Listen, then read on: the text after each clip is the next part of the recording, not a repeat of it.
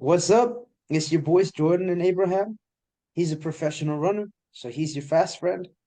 I'm an MD PhD student, so I'm your smart friend. But most importantly, we are your friends who read One Piece. This week, we are chapter 1107. Chapter title is I've Been Waiting for You. We learned a lot about the Blackbeard pirates, about power scaling. But Jordan, why don't you give me a little bit of a rundown about things we learned this chapter? Yes, sir. We learned a lot. The giants showed up talking about big things that happen in this chapter. Their destructive power is massive. Usopp is pumped to see him. The Sunny's running away. Brook can't stop it. Lilith calls him a numbskull. Pun. Luffy talks to Bonnie as Nika and shows her what the Sun God's power is really about, smashing Saturn with the booming Dawn Gatling. Zoro still fighting Lucci. How hard is he trying? We're not sure yet. Sanji comes in though and stops Kizaru. Homie looks very serious, Kizaru, for the first time, really. And Light doesn't hold a candle to love, we know. Then Katarina Devon and Van Augur, the Blackbeard pirates, show up and say, mission accomplished. They talk with Saturn. Teach is special. What is his lineage? A little Dio reference in there with the world. And Caribou at the very end of the chapter, we finally learn the man he's been looking for is Blackbeard. They haven't been in touch. It seems like that might be coming up soon. We're not sure what the implications of that are. That's 1107. Okay, before we talk about some of these things in detail, I want to go through some of the predictions that we made last week. Specifically, I mentioned last week that Katarina Devon is going to show up this chapter, and we're sort of going to figure out what the play is for the Blackbeard Pirates on Egghead. They're going to throw some turmoil into this whole arc. And that's more or less what happened. So I feel pretty good about what I said. I feel like I've been on a little bit of a heater with these predictions. And now that I've pumped myself up a little bit, I gotta acknowledge, we can't all be perfect. We all have faults. Uh, we talked last week about the Fishman Island, right? And about you came with a theory where you're like the fishmen joined the world government 200 years ago, and I was I like, did. bro, this theory is garbage. They joined when Orihime made them sign all these petitions to join the world government. What is this person talking about 200 years ago? We did a little bit of research after the chapter, and I found out that Fishman Island really did join the world government 200 years ago. What had Dang, happened, bro. what I thought Dang, was that's crazy. all the That's petitions crazy. that Onohime had the fishermen going around signing, those weren't petitions to join the world government. They were just like petitions to, you know, let's try and get these humans to play nice with us, some coexistence. So you know what? It takes a big man to admit when he's wrong. I was wrong about that. I still don't know if I messed with the theory, but I was wrong about that. That's crazy, man. That's crazy how first off, you came in and you didn't even let me bring it up. You took that moment from me of coming in and beginning that the show by ripping your incorrectness. And you said, I don't know about a theory. You had said it was an S-class theory, if not for that thing that you thought was wrong. So I think it was actually a good thing, man. And the thing is, man, you had me feeling all bad when that came up because I had taken over the show a little bit and said, I want to bring up these two theories because they're relevant to the chapter. I said, listen, I want to do both of my theories in S class versus F class. I'm saying I'm being a little controlling, I'm saying I want to take all the content, make it exactly what I want for this episode. And then I felt like, man, if I did that for a theory that was so dumb, I was feeling so guilty. And it turned out, no, You know what? Abraham was wrong. If you had your facts straight, you would have been able to correct me then and there. Instead, you didn't know any better than me. Wait, hold on. You were just But I came in and I had my facts straight, and you told me it was wrong, and I had to go do research to check. It took a second. You see, hope that's why hopefully one of these days we'll be doing this show with the producer who will then be able to, while we're going, so I don't have to on the second screen while you're reading off stuff, be trying to like scroll through the closed captions of the YouTube video where I got the theory. That's what I was doing during the show last time. I was like, man, I can't even listen. I gotta find out what's right. So uh, hey, It's all at good. It's all least good. you were a big man. You were coming. You Yeah, admitted you were wrong, and hey, exactly. I appreciate that. I I'm a want to man who talk. would do that too. So Yeah. Now I want to talk about Sanji, Zoro. I want to talk about power scaling. So I think Oda does this interesting thing with the two of them, where sometimes he portrays Sanji and Zoro as like being neck and neck rivals. You know, I'm thinking back to something like what's the arc? Actually, the other arc with Dorian Broggy in it, like uh, what's the name of the island? A The little garden. Little Garden, right? Where they're like, they're having the hunting competition. But then there's other times where Oda portrays Zoro closer to Luffy and Sanji kind of on his own. Right. This chapter, we see Zoro kind of struggling against Lucci a little bit. Maybe he's not taking him seriously, but that doesn't really seem to be in Zoro's character, in line with his character. Whereas Sanji is putting at least making Kizaru have a concerned look on his face when they clash, right? How did you feel about that? This is the one of the few times I feel like I've seen Sanji painted in a better light than Zoro, at least when it comes to combat. Yeah, well, it's one of these things where we've been wondering exactly how strong Rob Lucci is, but like this is a moment where I think we can both confidently say there's no freaking way that Rob Lucci is stronger than Kizaru, or else we're gonna have some real problems with this second half power scaling. It was really interesting, and I think for me the biggest question is like how hard is Zoro trying? Because this feat from Sanji is very clearly much bigger than exactly what Zoro's been doing. Now, we don't know how long Sanji would be able to keep this up against Kizaru. We don't know if, he's able to show up with his leg and the flames of love fighting against the laser. Um, but definitely whatever he's doing it, yes, it's only just a moment, but the fact that Lucci is even taking Zoro this long is a little bit concerning for how strong Zoro's supposed to be, especially having just awakened his Conqueror's Haki in this last chapter. Yeah, no, for sure. And again, it's if this was someone like Luffy, I could dismiss it as he's just messing around. He's not taking him seriously, right? Because we've seen Luffy have a tendency to do that. And Punk Right. Hazard, he did that against Caesar, for example, right? Zoro doesn't fuck around with his opponents, right? So But I have a it's hard always time. interesting with him though, right? Because it's, Yeah, oh, I have this Asura thing, and the whole time I just wasn't using it. Oh, yeah, Kaku, oh, I just feel like using it now. Okay, cool. Oh, Kaido, I'm just gonna be like running around, just kind of supporting Luffy the whole time. Oh, it's time to just bust out Asura.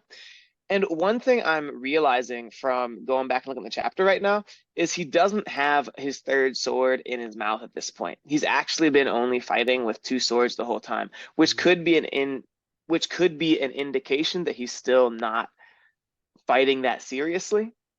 yeah. He also is mentioning that, he said like it almost sounds like you think you're the one in control of this fight, Rob Lucci. So maybe he's in control of it, but also like why would you take this long? Why would you take this Yeah. long to mess this dude up?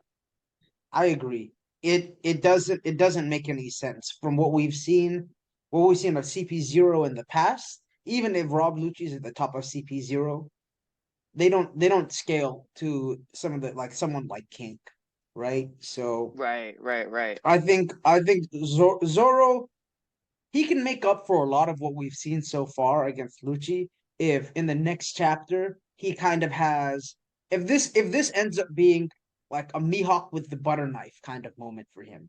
Obviously, Right, the right, gap right, between him and Lucci is not going to be like the gap between Mihawk and Zoro at the start of the story. But if he right. really is just testing himself and see if I handicap myself, and like how strong of an enemy can I defeat?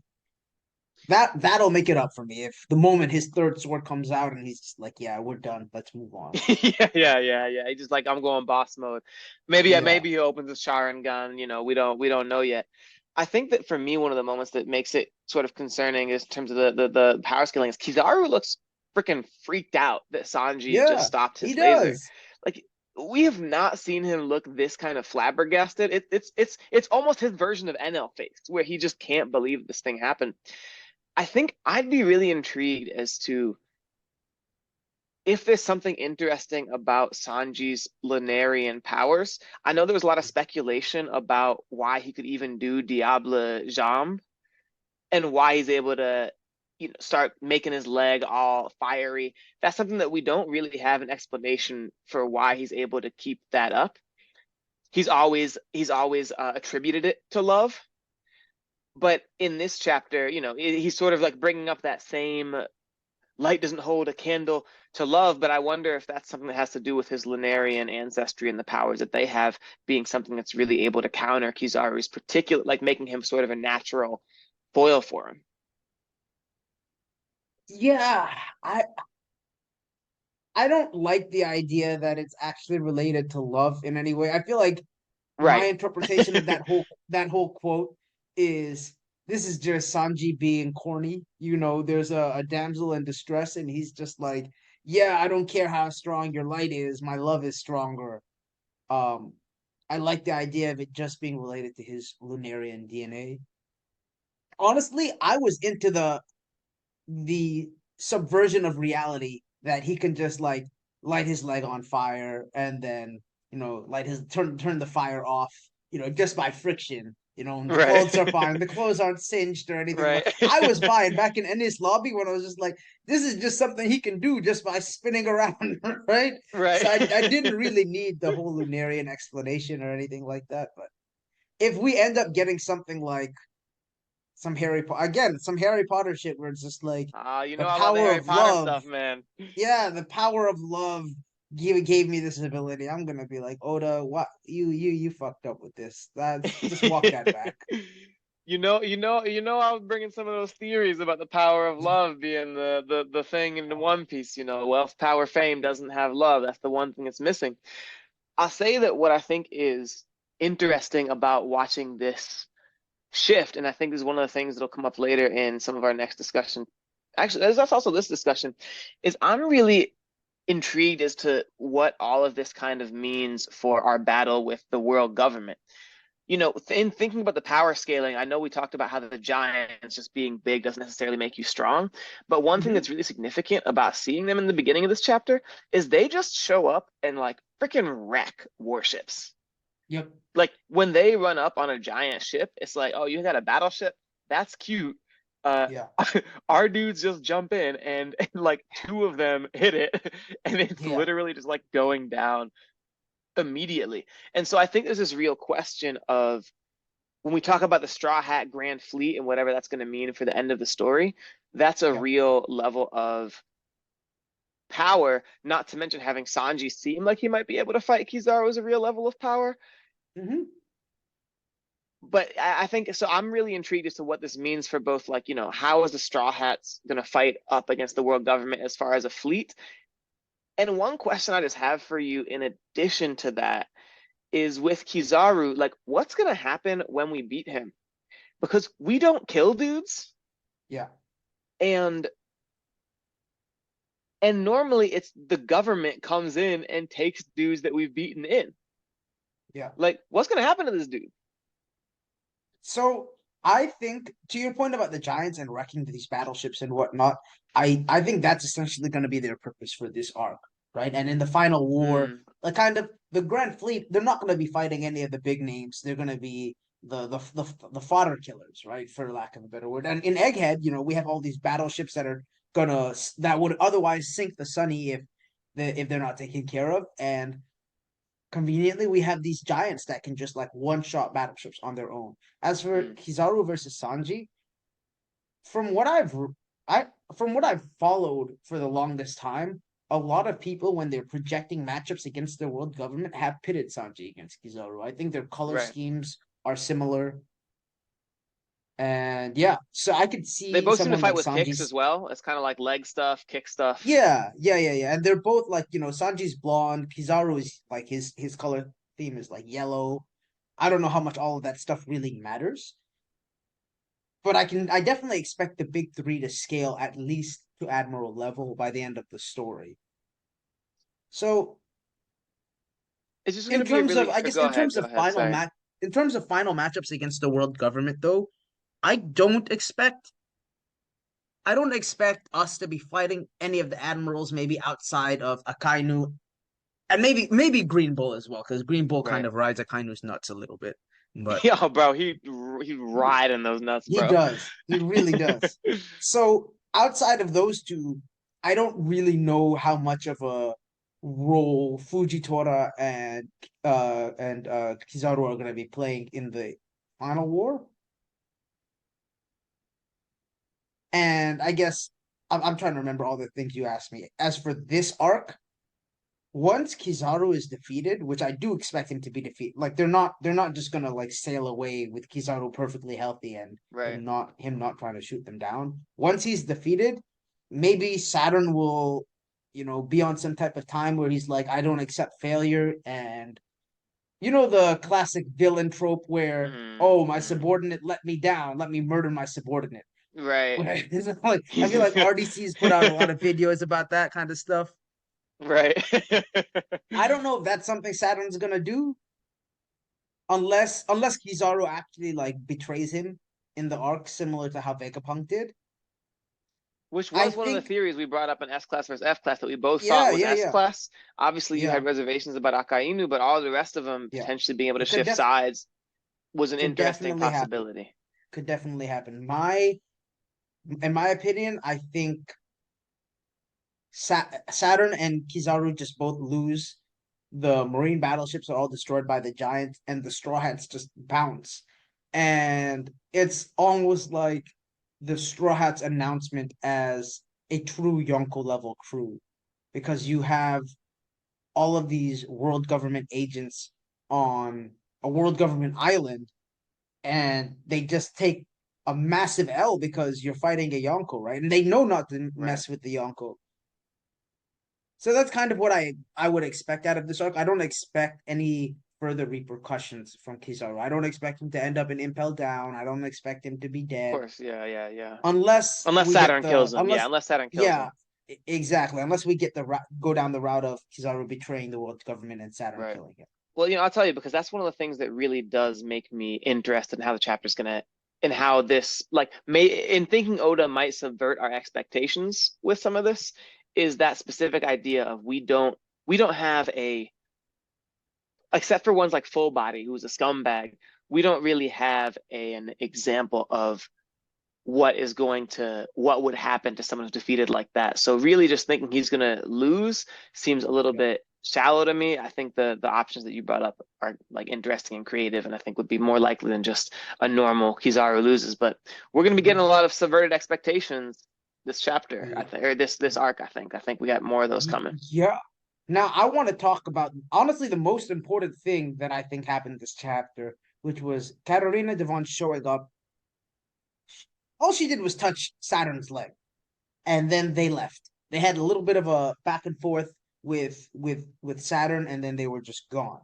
So, what do you think was the reason why they showed up?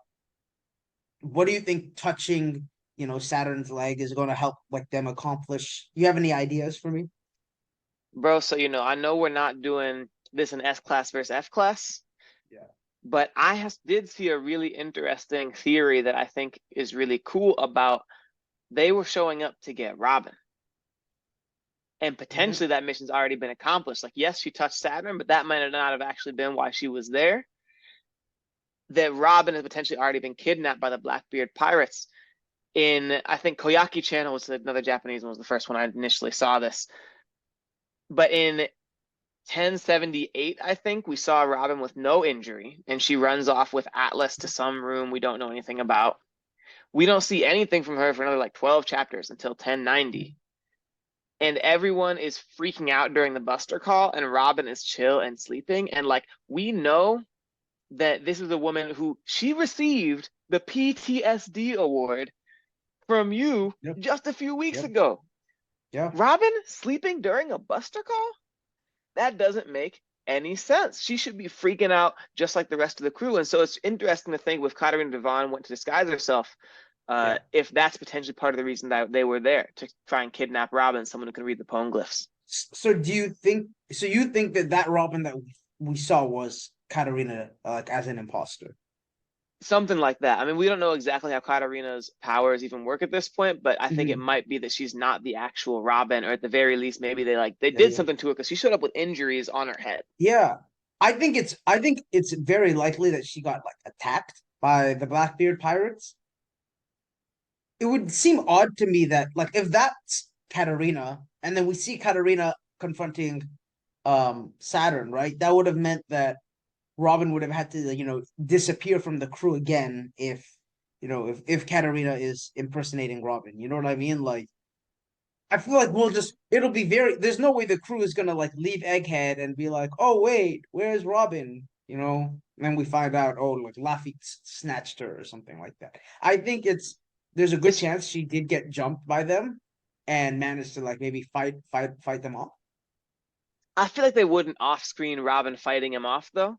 If they Yeah. like went to jump Robin, it seems to me, especially because they say mission accomplished. I don't know if there's a way for them to, again, we don't. What if like Yeah. Katarina Devon's? Oh dang, bro! If she could like, because she doesn't just have like the clone fruit, like Yeah. Bon Clay, where it's just a very simple. You touch them, you can turn your face into them.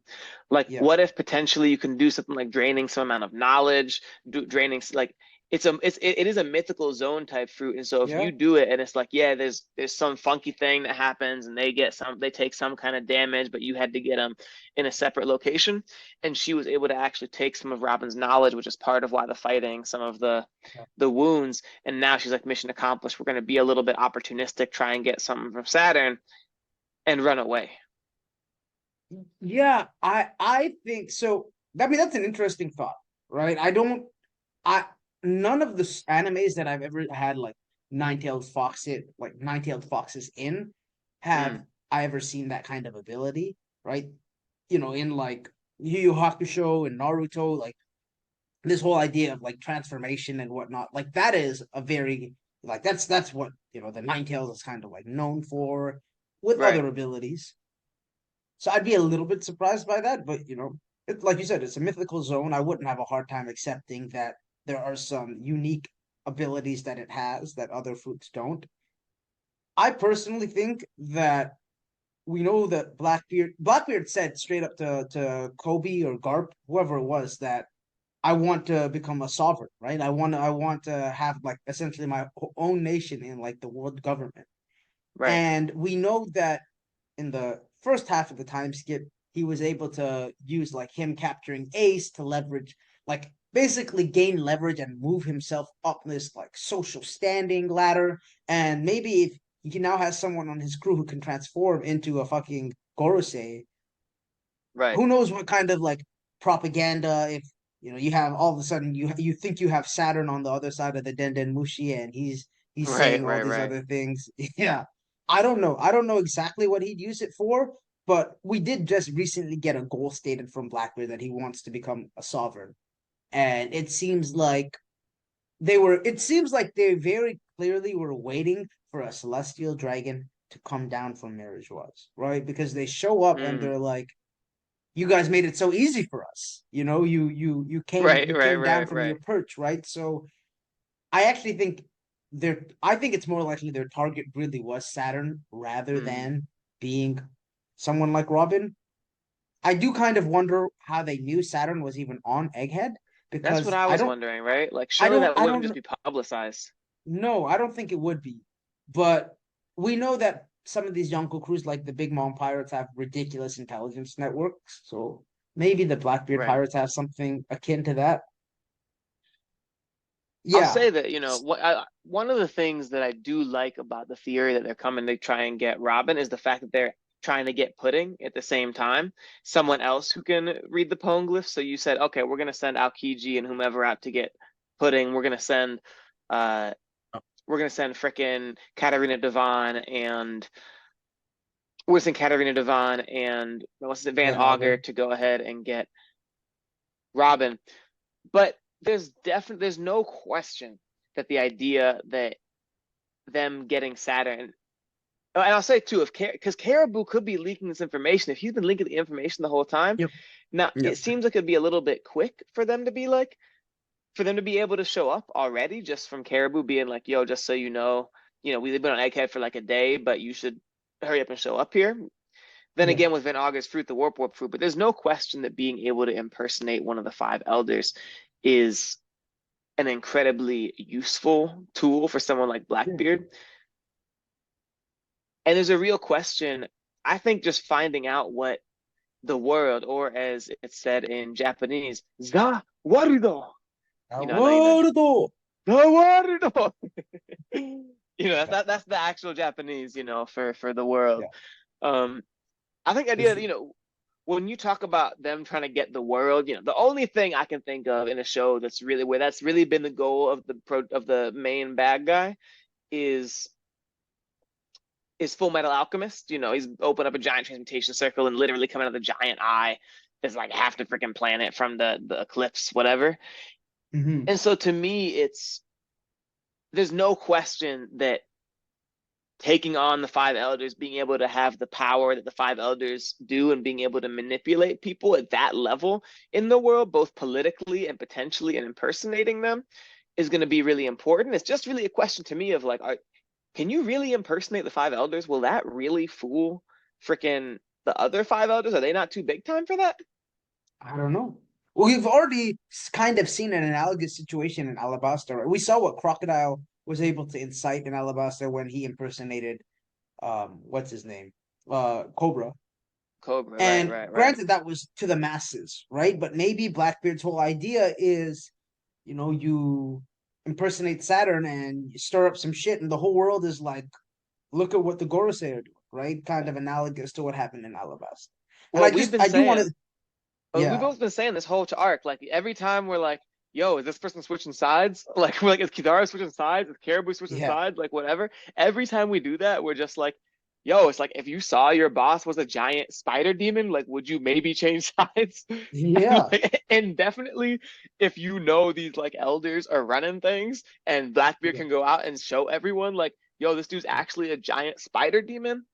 Like that's definitely got to be something that can, ruffle some feathers, one might say, in Yeah. the world. Yeah. Now, real quick, just to wrap up the chapter, I want to talk about Blackbeard's lineage. You've said a Mm, couple times on the pod that you think Blackbeard could be a Buccaneer, that you like the idea of Blackbeard being a Buccaneer. yes. I have made it very clear I do not like that idea whatsoever. Dang. Why don't you Whatsoever. tell That's me? Why don't you hardcore. tell me? Well, no, why don't you tell me a little bit of what you thought about this whole lineage shop? Do you think that is a reference to something like the Buccaneers, or do you think it's alluding to something different? It's a good question, right? Like the thing is, I don't have a better idea of what it might be than the Buccaneers. And in some ways, right, I am going to be like, yeah, this is kind of lazy writing if it's the Buccaneers, in the same way that we just learned what Nika was in a random drop.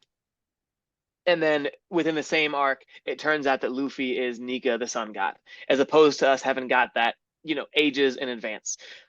Now, maybe if we go back and reread, we're going to find a bunch of hints about the Buccaneers being something, but definitely it would have been nice to not have just had the Buccaneers introduced now, and then had Blackbeard just be a Buccaneer, but to have sort of had hints of that throughout the rest of the story. And I don't know who else might be Buccaneer, but to me, it's the only kind of options we have are like Buccaneer, which sort of implies that there might be some amount of ability that has to do with willpower, that could potentially be related to the devil fruits, not working on them, to what he's able to do with nullifying other people's fruits, being able to neutralize things with the interesting Buccaneer willpower stuff. But otherwise, it could potentially just be: is he like part of the rocks? Is he something else? Like, is he part of the Zebek family? Obviously, his ship is called the Saber of Zebek.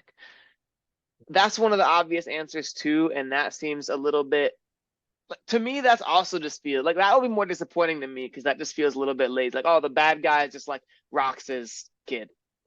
Yeah. I when I first read it, where my head first went was that when I think of lineage, I don't think so much of like race. I more think of like your like familial lineage, Right, right? right, right, When I hear people talk about like Luffy's lineage, it's like Luffy's father is Dragon and his grandfather is Garp. It's like, look at this, like this is a ridiculous family, right? right.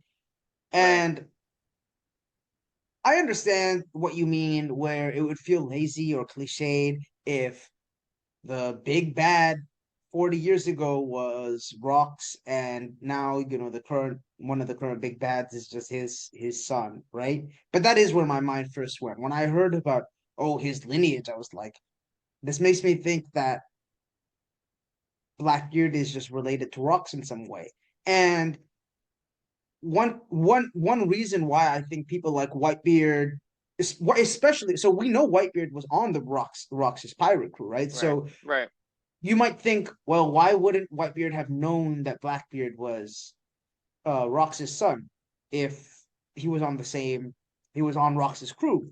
And I think Blackbeard is 40 and God Valley happened 38 years ago. So Blackbeard would have been 2 when the God right, Valley incident happened. right. He would have been born while Whitebeard was still on Rox's ship. And to me, that seems like the explanation would be similar to Ace's birth, right? Where it was kind of hidden. He was kind of like a bastard child, where maybe Rox was just out here um messing with some random girl and got her maybe it was like a celestial dragon that he got pregnant or something like that. Hey, And listen, hold on, man. That's a little too close to home for me today. That's a little too close to home for me today, right now. Listen, man, we're a little too close to home for me today, right now. Listen, you know what I'm Hey, saying? We don't need to tell everyone all the details, but it's all good. the long story Your short is I business bought is your Plan B this business, morning. Jordan. Your business is your business. I'm just saying, Blackbeard didn't necessarily need to be on the ship. He could have just been growing up on some random island, in the West Blue, maybe. Right. And yeah, that's what lineage made me think of. Not so much of race and Buccaneer and all that other stuff, but more like Well, familial lineage. I'll say, like, we've known about Teacher's body being weird or whatever for a long time. And I think part of that is one of those things where Whitebeard, whatever it is, the lineage, I think it's definitely something that Whitebeard knows, and that's why he was keeping Teach under his wing. That's partly why he was trying to had a bad feeling, was trying to tell Ace not to go after him, even though the cardinal sin from Whitebeard is killing one of his men. He's never going to forgive it. That's something we were given very early with him.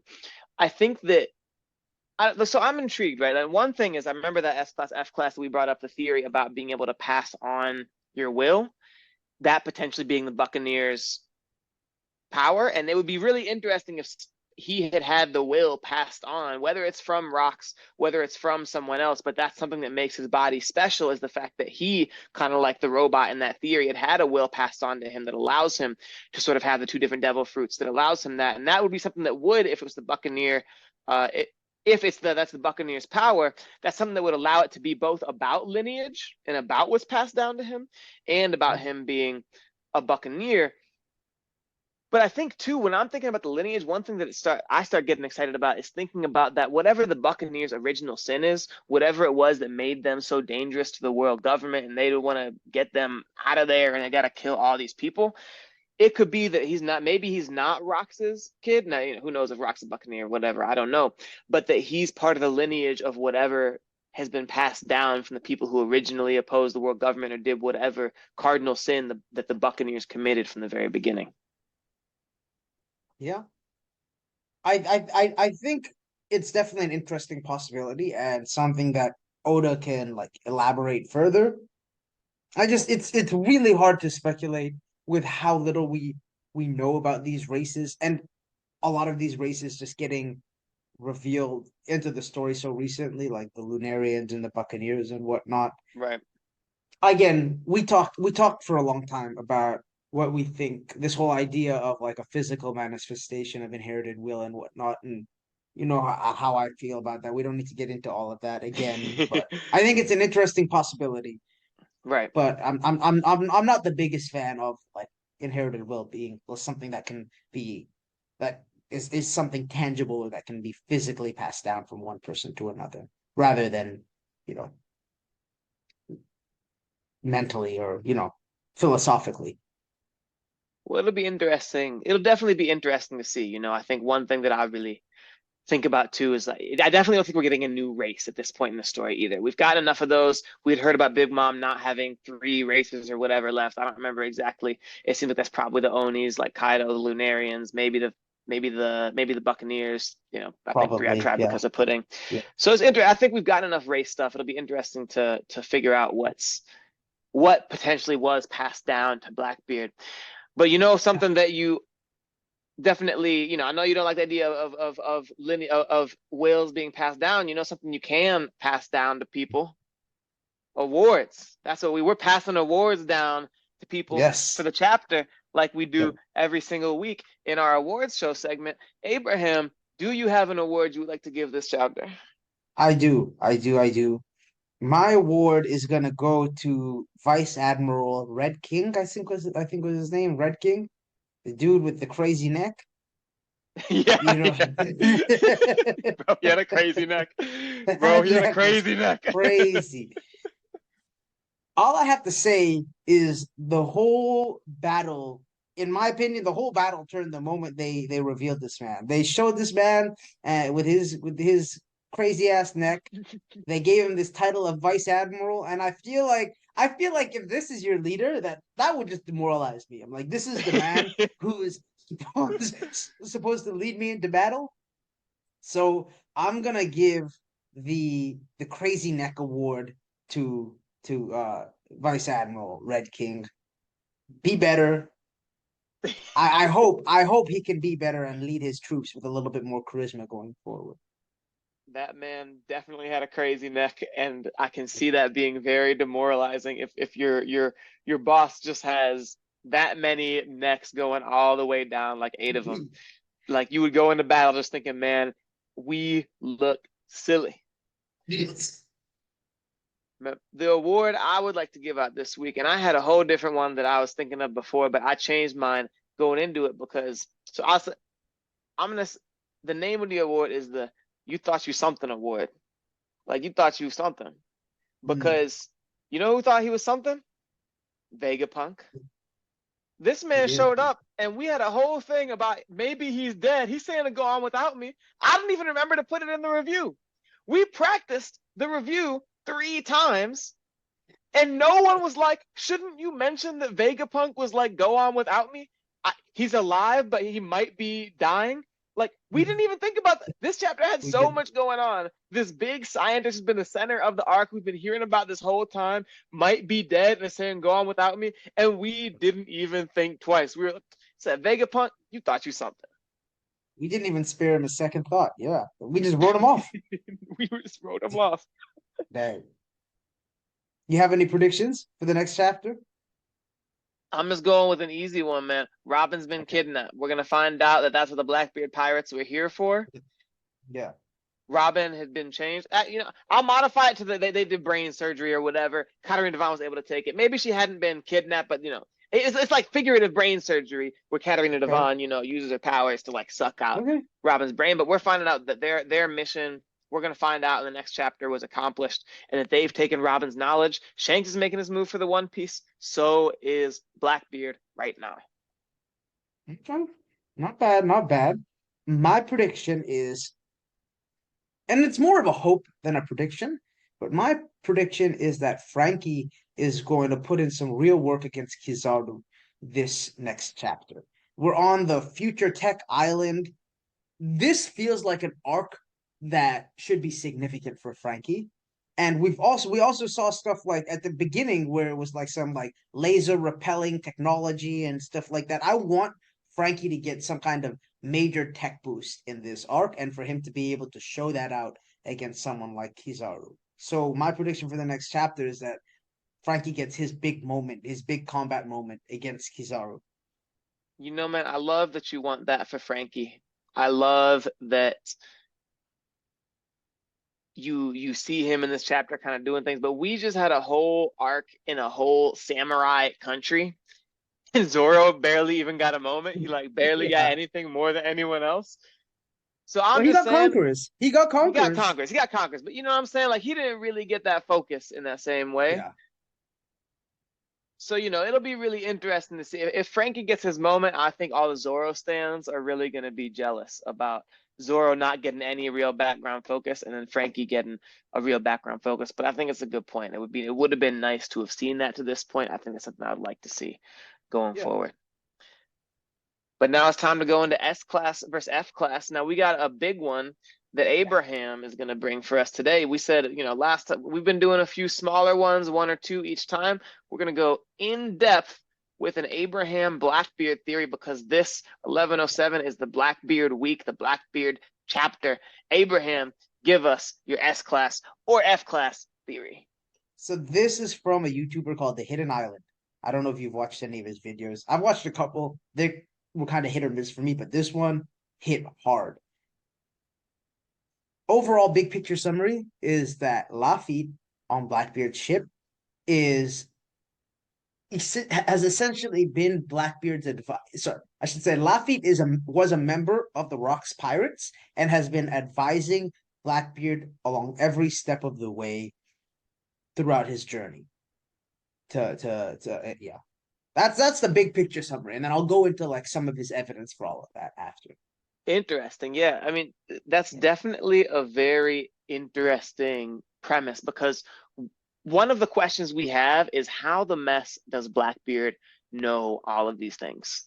How does he yeah, know about the history of the world? How does he, his ship is named the Saber of Zebek, and it doesn't even yeah. really seem like the normal person has any idea who the heck Zebek is. Yeah. Yep. And with someone being a mime, I don't know, even with there being something about Blackbeard's body being weird and all these kinds of things, with someone being a mime, Yeah. I don't know why, but just thematically, I don't even have any reason for it. Thematically, that just kind of makes sense.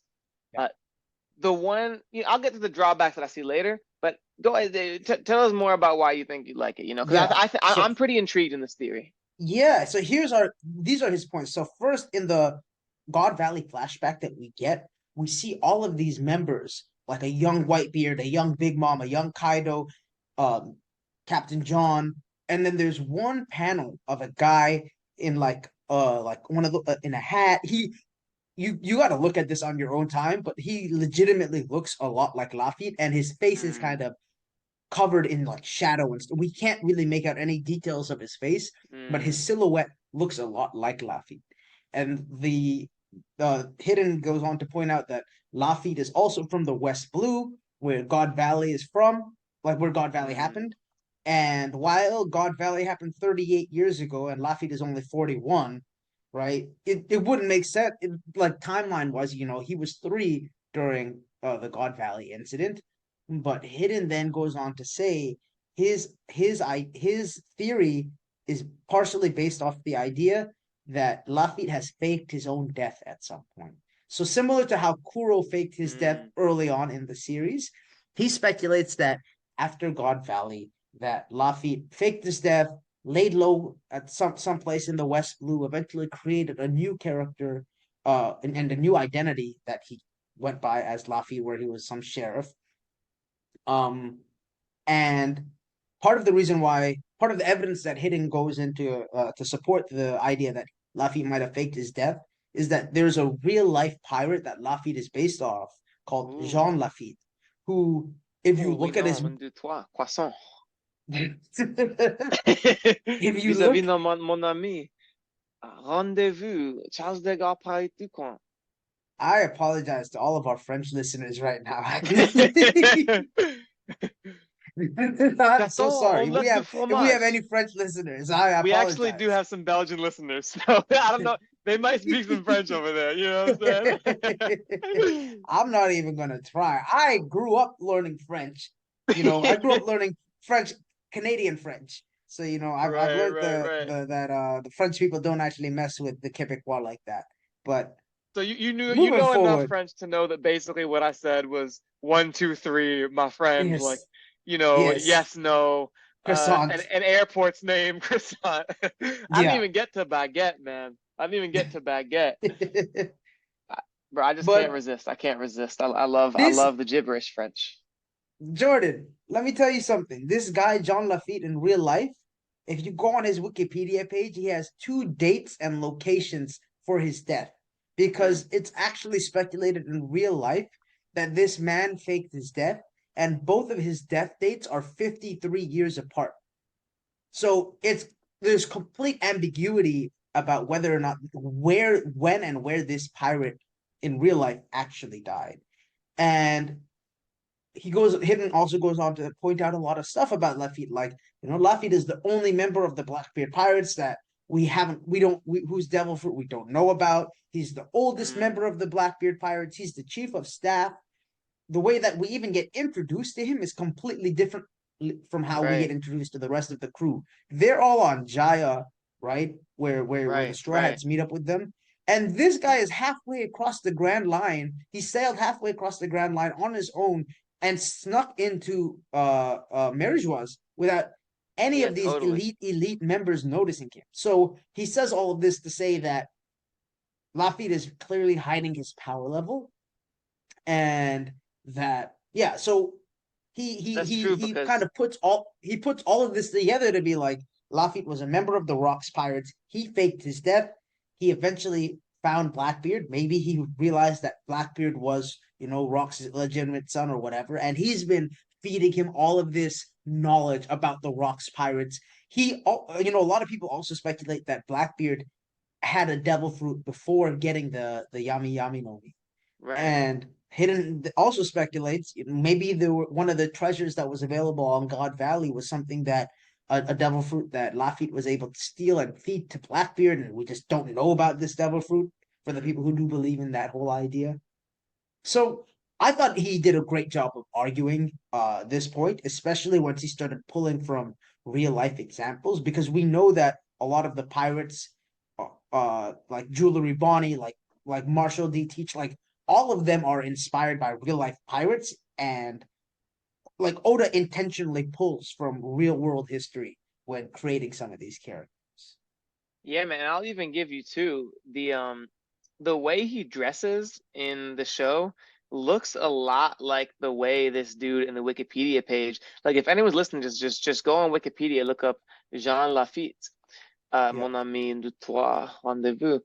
The Monsieur Madame, the like he's got a whole cloak on. Lafitte in the yeah. Wikipedia page has a cloak on. He's wearing a hat with a feather. I guess Lafitte doesn't have a hat with a feather, but he doesn't have a feather. But the hat looks pretty similar. It's kind of angled sideways.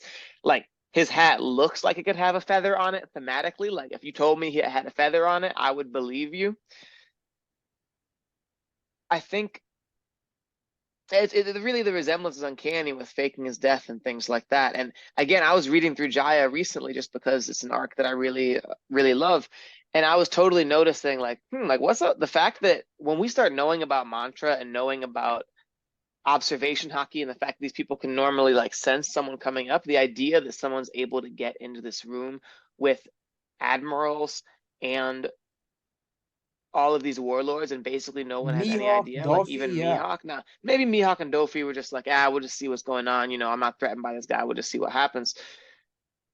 But the idea that he's running things is definitely interesting, especially just with knowing that things are up and weird with Blackbeard's body. I think that there's a possibility for there being something really intriguing there. The only thing I don't like is you think that he was running things with Blackbeard since Blackbeard was like a little child. Like he surely must have run into him later. But Yeah, at what point it seems really unclear. And we know that Blackbeard was looking for the dark fruit and just sitting around on yeah. Whitebeard's ship waiting for that.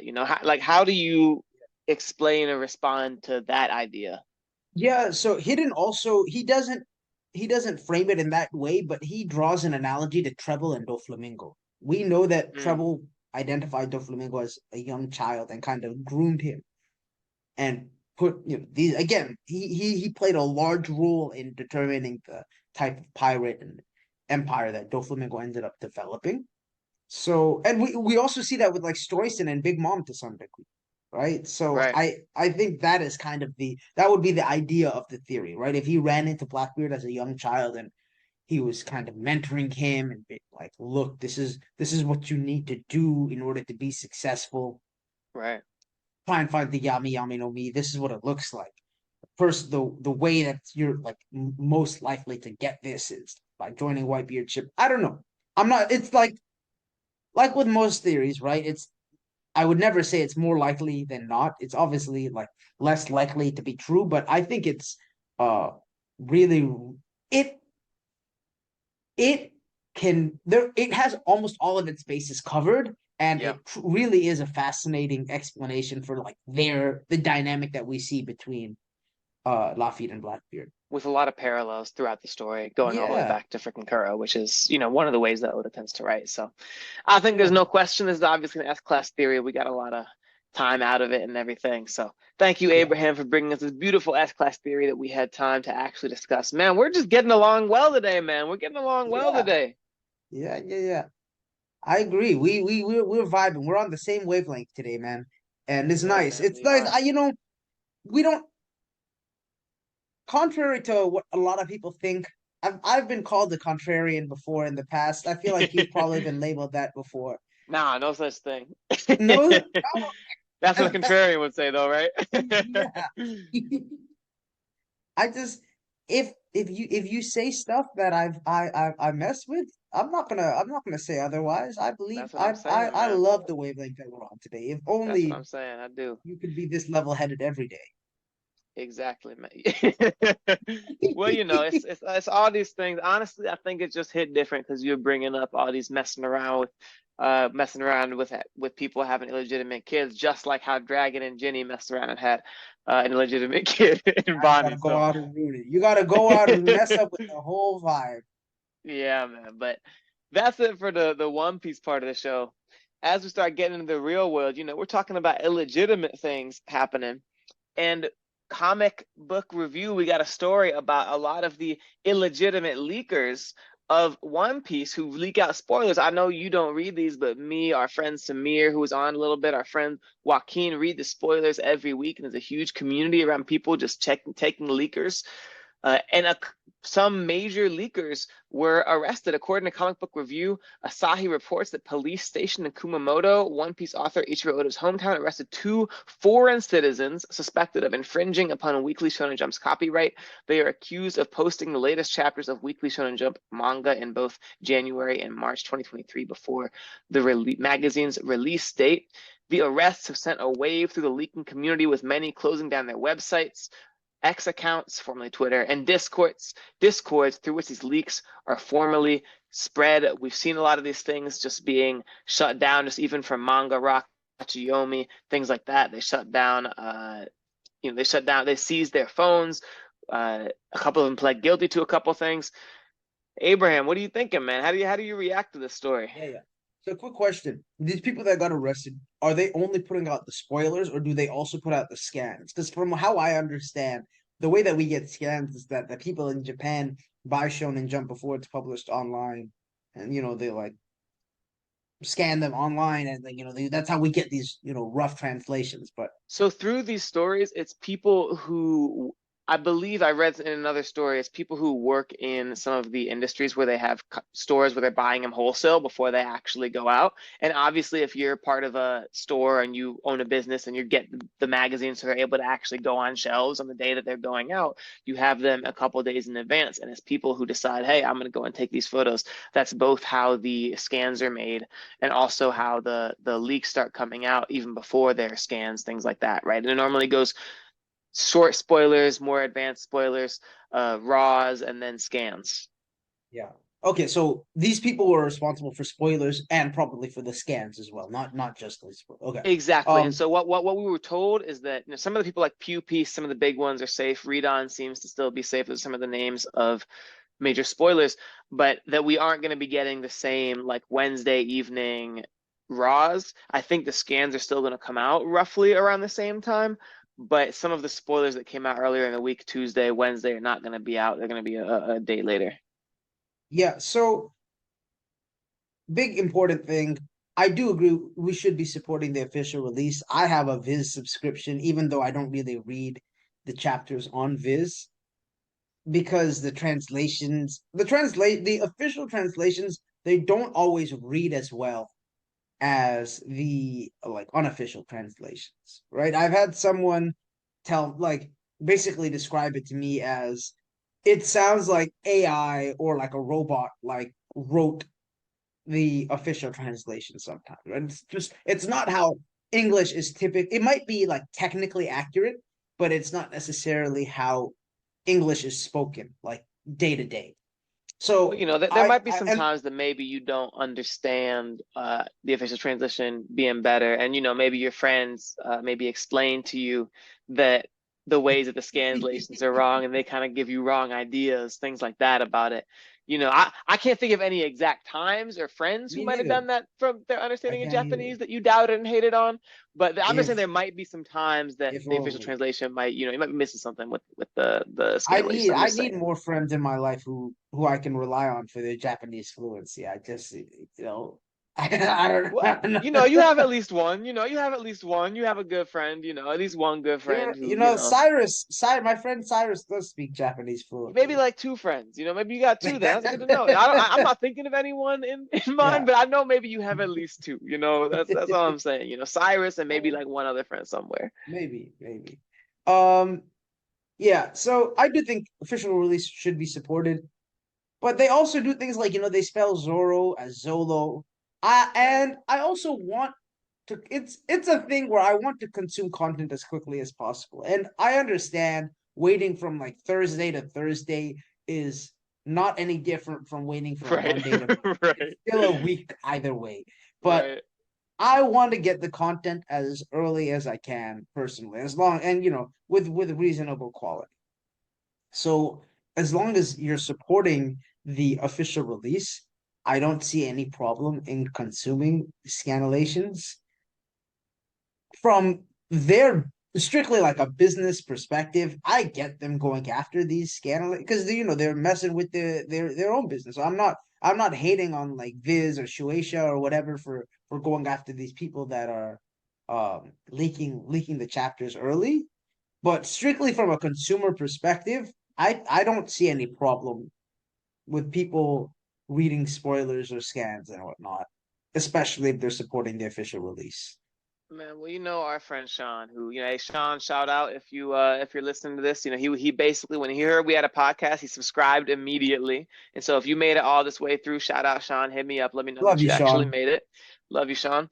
But our friend Sean, he was like, you better be supporting the official release. You're grown, you make money, And he's right. I totally endorse. But man, it's fun to get in the spoilers every week. It gives me like 4 days of new One Piece content where I get a little something, a little taste, on Wednesday or Tuesday night, Wednesday, like, a couple little things. I know what's about chapters about. Maybe a couple days later, I don't get the art, but I know I get to see the full thing, the full summary of the chapter, telling me everything that's there. Then there's even the raws occasionally where, normally the quality is so rough that you can't really read the Japanese, or definitely for me as someone who's like, not a native speaker, like it's kind of a pain to actually like look through. But it's like I get like 4 days of like new One Piece content a week, and that's really hard to turn down, man. That's really hard to turn down, getting to not just have it one day a week. Um, but honestly, like to me, I endorse everyone going out and paying for it. Again, I read it occasionally on Sonen Jump, but mostly read it um, online. But I would Yeah. really, to me, it's really a matter of like, I just think it's really interesting about what this means for the community of One Piece and people reading it, and like what this is going to mean for being able to get scanlations of things in the The future. other thing I want to bring up is that I don't think Viz is available in every country, and it's definitely a bunch of languages that there are not translations available for, and Right, so right, right. scans do actually fulfill a like an important role for those communities, right? Hey, bro, but the British went out here and colonized everyone, so everyone speak English, so it's cool. Yeah, so we're good. I'm chilling. Hey, thank you, the British. We appreciate you for colonizing the Yeah. world so everyone can read the English official Yeah. scams. That's definitely a net positive that the British brought to the world. Amen. Thank you. Yeah. Joke. Um, That was a in joke. in in terms of how it's gonna affect how people read and discuss One Piece, I think the place where probably will have the biggest impact is on something like Twitter, right? Because spoilers drop and everybody wants to be the first one. Like it's like the whole first comment thing. When people click on a video and they just type first comment for whatever, Right, everybody wants to be the first for whatever reason. right. And maybe it'll keep people from being able to spoil others who don't want to. You happen to see something on your timeline for whatever reason because a buddy of yours is like posting about One Piece spoiler, tweeting about One Piece spoilers, and that yeah. I think most people have pretty good etiquette about protecting people who don't want to read spoilers from those. But that's I guess yeah, that's where I think the biggest effect will kind of happen because everyone will still get to read the latest chapters on the official when those come out. We might have to wait a couple more days if the scans start to get delayed or if the scans stop coming Right. out. But ultimately, people won't people won't be able to keep on. And the other thing I should say is the latest, even if you let's say you can't afford to read Viz because you can't afford the subscription, if you're up to date on the manga, the I think the latest three chapters are free to read even without a subscription on Viz. So you can still keep up with the series without paying for a subscription if the scans were to go down. So I don't ultimately think it'll be that burdensome for anyone. It just might hamper a little bit of the discourse that happens on like One Piece Twitter. Yeah, man. Well, if one of your friends is spoiling you like that, man, you might have to break up with them. No, I'm good. I'm not really on Twitter like that. So the But how only would the you? only time But only how would you time I do it, Abraham? But how would you do it? if I had to if I had to break up with Yeah, break man. up with a friend or break Yeah, up with man. uh You had to man. break up with someone, man. How would you do it? Okay. So I'll tell you I want to start off by telling I'll start I'll tell you how I would do it. I've only had to break up with someone once because I've only been in like one ever really meaningful relationship, like long-term relationship. And for me, I was very honest with this girl. I basically went to her apartment and then I was like, "You want to go for a walk?" Went on a walk in the park and I didn't tell her everything in terms of why we why I felt like we needed to break up because I thought I didn't think she was ready to hear some of the things that she needed to hear. But I was very straight up Right. with her where I was like, I think we want different things in life and long term, I just don't think we're going to be compatible with one another. I think you're a great person, but we should both move on. Mm. And I remember telling my cousin this story, and he kind of laughed and he called me an asshole, right? And I was like, why am I an asshole? I feel like, I didn't do anything wrong. And he told me this crazy story. He's like, if I ever am seeing someone and the relationship is just a dud, it's not going anywhere. He said, I start acting extremely toxic.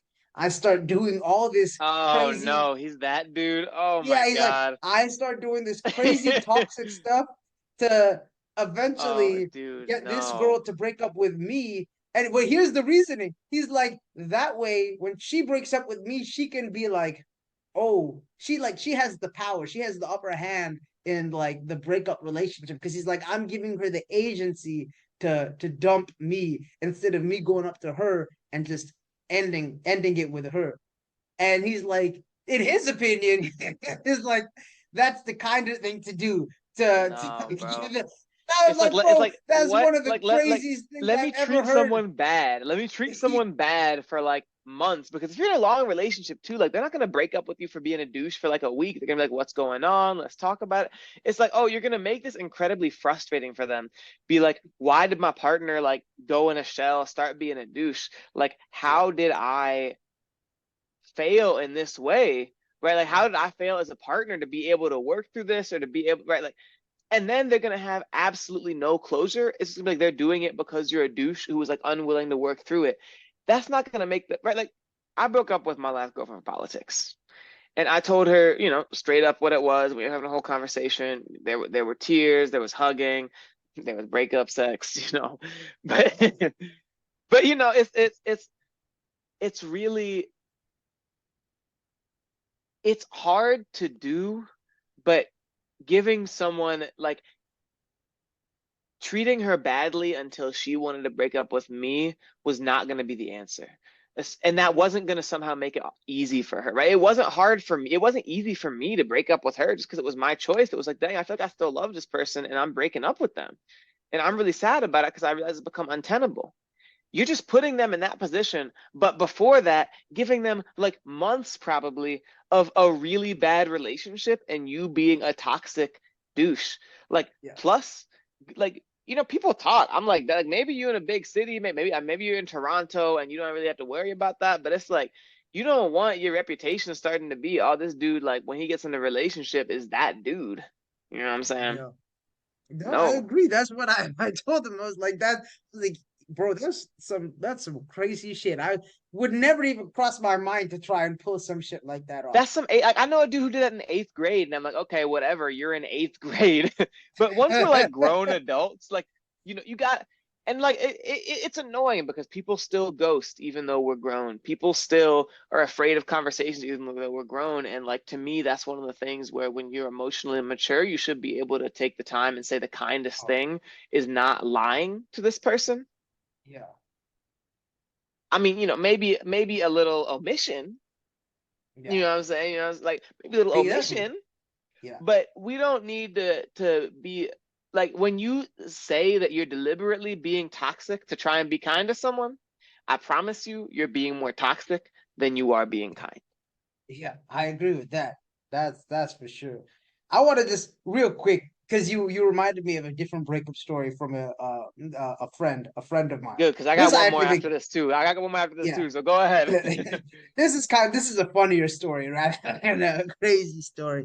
So this guy was dating this girl, Mm, and she kind of pushed his boundaries in a way that he wasn't comfortable with. He would say like, you know, the one big incident that I remember him telling me about specifically was she had been insisting on him meeting her parents for a while. They had only been going out for like a couple months too, and he was like, "I'm not ready to meet your parents. I don't want to do that yet." And she said, "Okay." One day she's like, they have dinner plans. He goes to meet her for dinner, and her parents are at the table with her, and she just kind of like mm. ambushed him with Oh no. her parents at Oh dinner. no. No, no, no, no, no. Oh Lordy. Yeah, yeah. So he shows up. He's obviously stays and has dinner and whatnot, but he was seething because he He couldn't he showed couldn't up. believe. He stayed for dinner. Yeah, he stayed for dinner He because must have been he's hungry. You oh must have. man. If I ate at any point in the last 3 days and that happened to me, I'm going home. Or I'm going to Burger King. I'm going to McDonald's. I don't even care if it's anywhere I'm not eating. It's Yeah, with the girl who just broke up with me and her parents. No. yeah.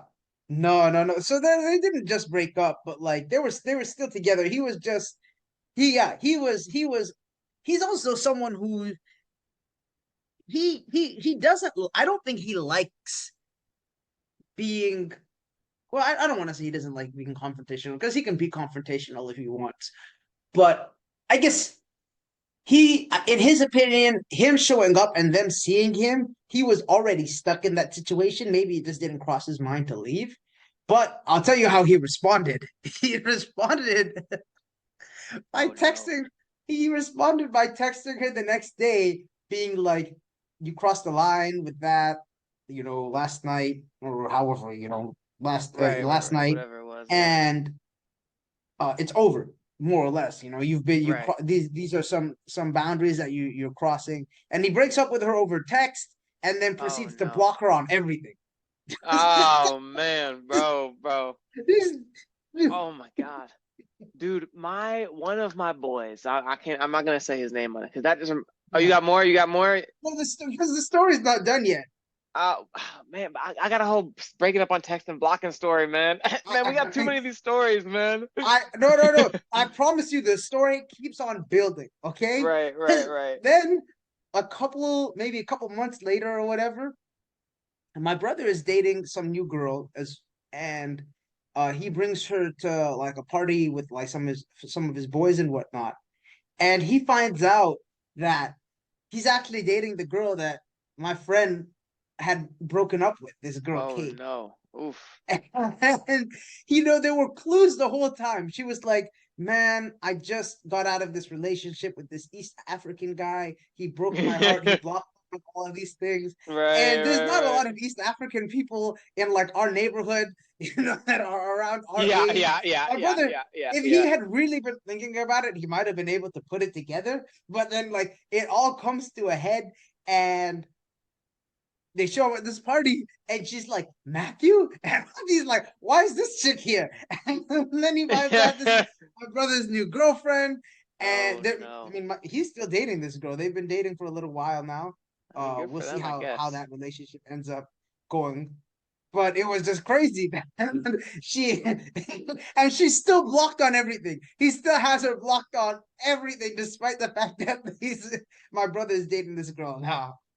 That's so funny, man. I mean, hey, look, your brother, it's like you might not have done the things your friends did, but you don't judge your friends, You don't, I mean, unless they cross certain lines. There are certain lines that if my friends cross them, I do not respect them. But hey, we all make Yeah. some crazy decisions, man.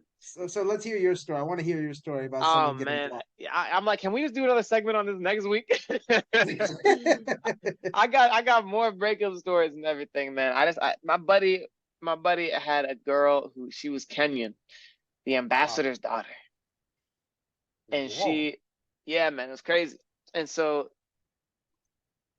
she basically, she's traditional Kenyan, like, and they've been in it for like 3 months, and she was like, I would have expected to be married by now, and and be having kids at like 6 months. And he's like, I thought we were just like started being, I don't even know we were boyfriend and girlfriend yet. So Dang. they're starting to have these conversations about those kinds of things. And I say, this man, he's a big fan of tea, and we say, he always drinking the black tea. You know what I'm saying? He drinking the black Oh, tea. My no, man, no my milk in man. his tea. No, no milk. He's had some milk in the tea before. He's had some white tea, because I got milk in my tea. You know what I'm saying? But this man liked the black tea, and he's in this relation. He's kind of hanging out with her. He's not even really getting to fully drink the tea. He's kind of sipping because she's so traditional. She's like, you gotta wait to sip this tea for a long Hmm. time. And she goes on a trip to the US and starts just like texting him about, oh, I really miss, or like, oh, all these guys here trying to talk to me, everyone wants me. Oh, actually, I'm gonna block you right now, and because you say you don't want to get married. She's texting all these crazy. She says you say you don't want to get married. I can't deal with this. I'm gonna block you and everything right now. We're never gonna talk. And I was actually hanging out with him, visiting him at this point, and he's just showing me his phone. He's like, I would have liked to have been able to say something to her. Just like maybe we have a conversation. uh, That's wild. Homegirl just went Does straight she think cold. these guys in the US are gonna wipe her after 3 months? No, man. I mean, I think if she went back to Kenya, they would. But man, it was something crazy, man. It's hard to believe. Yeah, my buddy lives somewhere that's not in the U.S., but it was really hard to believe. Like just watching him, he just go through this. He was just like, I don't know what to do. But even the wildest thing, when she came back, she unblocked him, and then they're back together. I But my don't my even know. favorite moment from this relationship is because me and him had this joke about the tea for a long time. We started talking about black tea. You got that coffee down in South America. You got that Mm. green tea over in Asia. You got some white tea, a lot of white tea in America, things like that. So there's a lot of different varieties of tea that you can drink. And she dropped him off at the airport, and I Uh-huh. was he was picking her up at the airport after this trip, and he was dropping me off because I was leaving at the same time. And she said, "What are you gonna miss about this country that you're visiting?" And I said, I just really love the black tea here. The black Ah, tea here is so good. She said to him after, Jordan's such a weird guy. Of all the things that you could be missing, the black tea. Not even knowing the whole time. They're right in front of her. Right in front of her. We're oh my talking about it. God, bro, you're too messy. I would say I feel like how much you'd have to humble yourself to unblock someone and then DM them to be like, hey, you want to get back together after your last message was we're breaking up and I'm blocking you. We're never gonna like. I feel like there's no coming back after that original message, right? Man, we're just gonna chalk this thing up to cultural differences. That's all I'm saying. Crazy. That's Like I'm just crazy. Yeah, saying, I could. I couldn't humble myself like that. They're back together. They're doing good. Like maybe she was playing mind games. I'm just gonna chalk this up to cultural differences, and I'm just very happy for the two of them being in this, what seems to be a beautiful relationship now. Let's see if they stay in love for another, however many months. We'll see. We'll see. But that's it, man. That's the show. It's been a great time. Abraham's your smart friend wearing his Washington University St. Louis School of Medicine shirt. I'm your Yeah. fast friend running all these miles, although I got to get over this long coat before I can do it. Like, comment, subscribe, give us some ratings. We'd love to get even more than the 3 that we actually have.